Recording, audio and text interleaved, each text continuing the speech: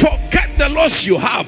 Restoration brings down an anointing upon us, and we are anointed for better things. We are anointed for greater things. We are anointed for greatness.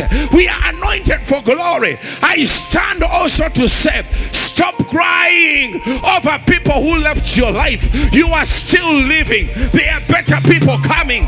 Forget that business you lost. Forget that office you lost. The anointing is upon you. It's not upon loss. The anointing is upon you. The spirit of restoration is coming to rest upon you. There is an anointing that God is releasing this year upon your life that will cause you never to remember loss in Jesus' mighty name.